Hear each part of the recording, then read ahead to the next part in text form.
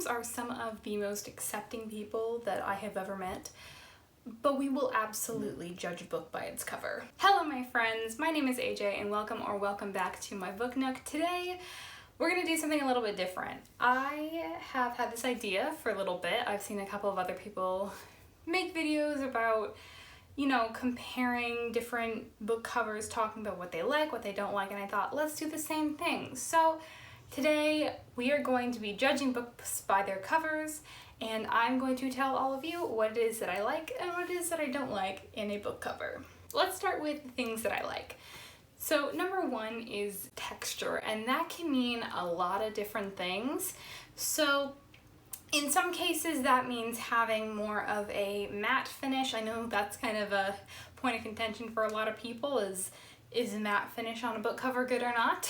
But I like having different unique textures. I like having kind of varying textures within the same book cover. An example of that is actually a book that I just reviewed on this channel, which is Loki Where Mischief Lies. So this is a matte book cover, and also the part with the character of Loki and kind of the smoke and the crows is actually a bit more smooth, a bit more shiny, so it has got that varying texture. But also the letters for the title actually are a bit 3D, they do pop out a little bit, so it does have a little bit of unique texture in that as well. Number two is minimalism. I am someone who likes very simple covers, very unique covers. I definitely don't live a minimalist lifestyle, but when it comes to graphic design, I think that simple can be very effective and very pretty to look at. So I'm gonna show you an example of that with this book, The Lost Apothecary. This cover is honestly one of the most beautiful I think I've ever seen. It's very simplistic. It's got that lovely kind of purple and flowers in the background. It's got the simple bottle and the words, and it's just very simplistic but very effective. Another example of that is this book, Crazy Rich Asians. This is a very simple cover. It's just got that little cameo silhouette there.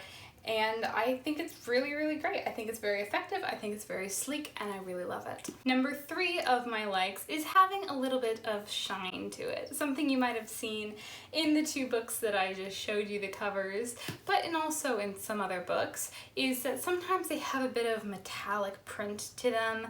They have a bit of shine to it, and I really like that. It's something very simple. I think it's very eye-catching, and I think that it works really well to tie the whole thing together if used sparingly and used effectively. Number four on my list of likes is having a good color scheme. So I think a good color scheme for your book cover can really show what your book is going to be about. I think it really can be very effective of setting the tone right away before you've even opened the book. Again, I'm going to use the examples of Crazy Rich Asians and The Lost Apothecary again. So with Crazy Rich Asians, you know, it's got this gorgeous kind of salmony orangish color. To me, it just gives off this vibe of a very summery story, kind of summer vacation, summer fun.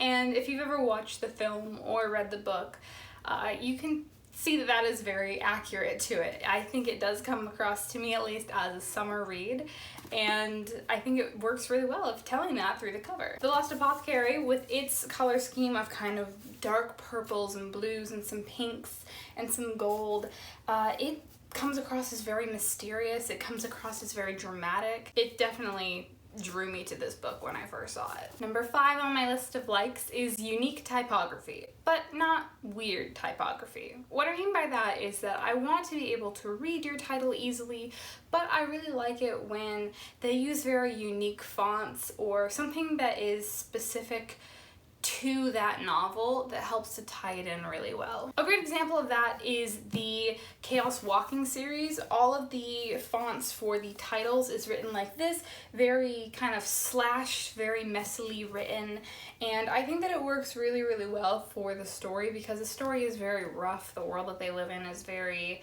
difficult and kind of messy, and so I think that having this font works really well for the story, and I think it ties it together really well. Number six on my list of likes is something that applies only to books that have dust covers and are hardcover books, and that is when hardcover books have a unique pattern directly on the cover that is hidden by the removable dust jacket. So a lot of books don't have this, but some books do, and I really like it because to me it comes across like this surprise extra cover, and I really enjoy that. A great example of that is a book that I just got recently, which is Rule of Wolves by Leigh Bardugo.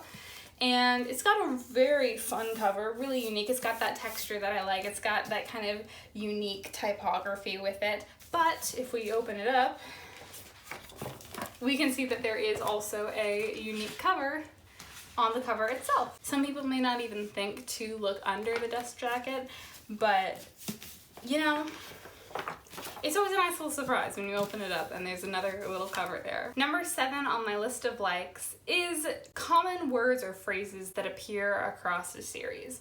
Now, that may be a little confusing to explain, so I'll give you an example. With the Shadow and Bone series by Leigh Bardugo, on the back of each cover is something that says Soldier, Summoner, Saint, and that is kind of the common phrase that goes across all 3 of the books.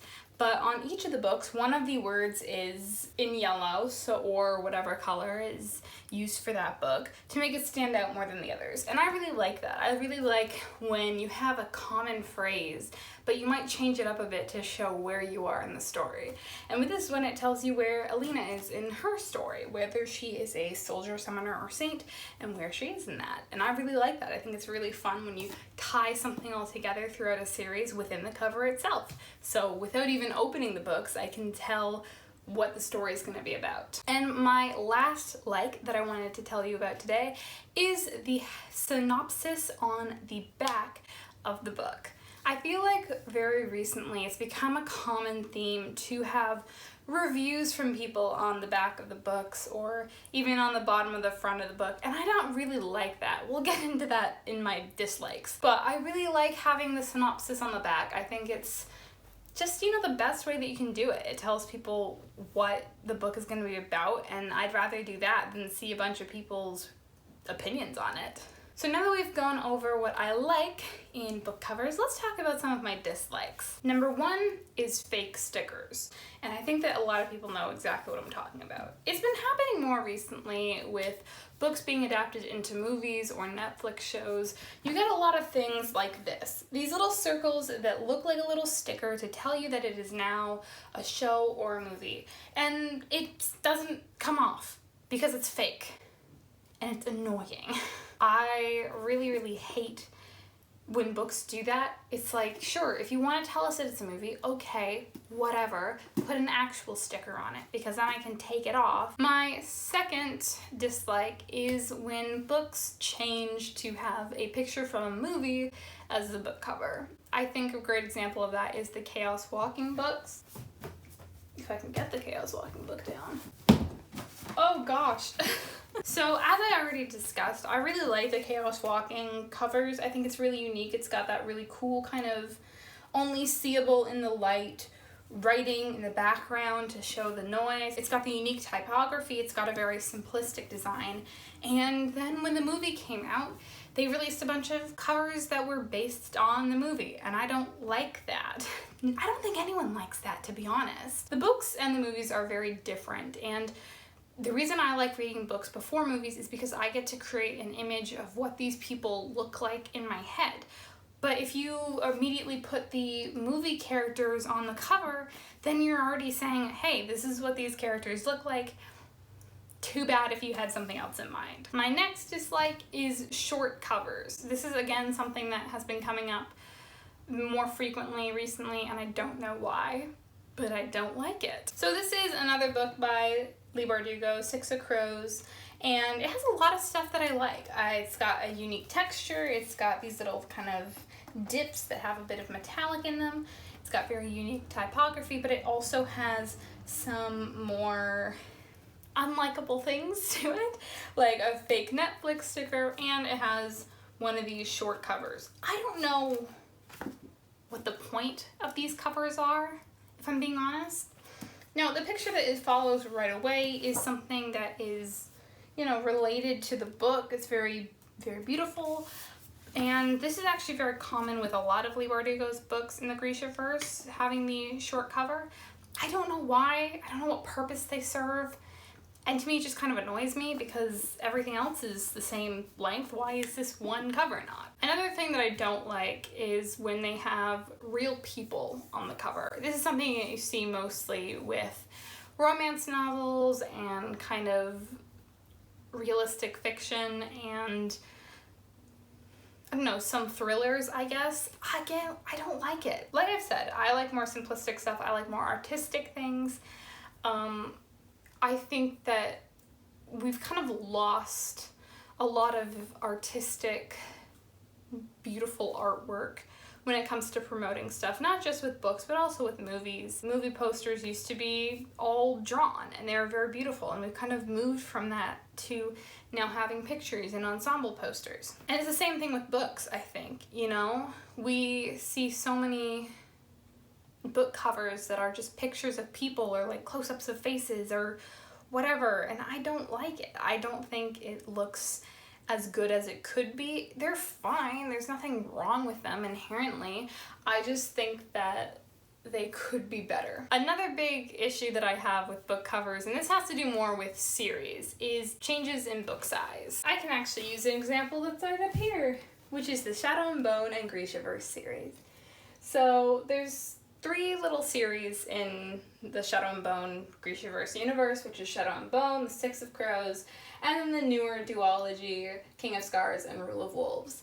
And as you can see, all of these books are the same. Well, I guess also this one. I didn't put that back yet. You know, hold on. All of these books are the same, except for Rule of Wolves. And like I said, I do love the Rule of Wolves cover. I think it's absolutely gorgeous, but I think that a lot of books get released only as hardcover, or they get released as hardcover first before anything else is released. And obviously you're excited about it, you want to get the book right away, which means that you end up getting a hardcover, and which means that everything else is offset. Now, it could be worse. There are some book series that I've seen where the books change sizes in the middle of the series. At least this is the end of it, unless, you know, more come out, and I would probably buy them. It is kind of annoying to me. I think it would look nicer if it was all the same size. And my final dislike is something that I brought up earlier in my like section, and that is when a book is covered in reviews from people that I don't know and don't really care about. So a lot of times books will have reviews from all these people from all these different publications, and a lot of times I've never heard of these publications before, or I've just never heard of that person. Now, in some cases, there are some books that have reviews from other authors, and that actually makes a lot of sense to me, because if you are a fan of Leigh Bardugo and you see a different book is reviewed by Leigh Bardugo saying that she really loves it, you're gonna think, oh, okay, well then maybe I will also like it because I really like her books. But having reviews from random people, from random publications, doesn't really make sense to me, because I don't know who these people are. I don't know what kind of books they like. Everything's very subjective. Why should I care what they have to say? So that's my main worry about that, and I think that we see it a lot more of books being covered in reviews from these people, and I just skip them. I don't know if, do any of you actually read them? Let me know in the comments if you do, because I don't think I've ever met anyone who does actually read the reviews. So those are all of my likes and my dislikes. Once again, I'm just gonna show you this book right here is actually kind of what inspired me to do this video, because I think that this is one of the most perfect book covers I've ever seen. It's got this beautiful color scheme, it's got a bit of a unique typography with that kind of 3D effect, but also it is a bit 3D, so that gives it a bit of texture. It's got that metallicness to it. It's very simplistic. It's got a description on the back. It does have some reviews, but they're all from other authors, like I just said. And I think it just is really, really effective. I saw this book on a shelf and thought, hey, I want to take a look at that. I want to see what it's about. I want to read it. And that's what made me pick it up. So I think that people often forget when they're writing books or when they're, you know, marketing books, that the cover is just as important as the story. When you open a book up for the first time, they always say that you should have a hook that draws people in, that makes them want to read it. But you also need to make sure that they open it in the first place. And the best way that you can do that is by having a really unique and sleek and beautiful cover.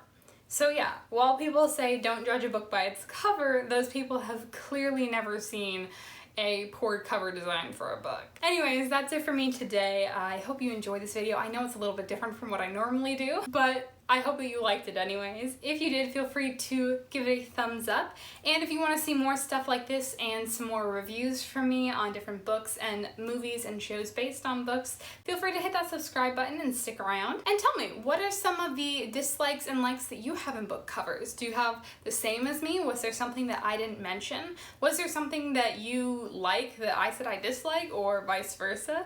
Let me know in the comments. I would love to talk with all of you. And I will see all of you lovely people in the next video.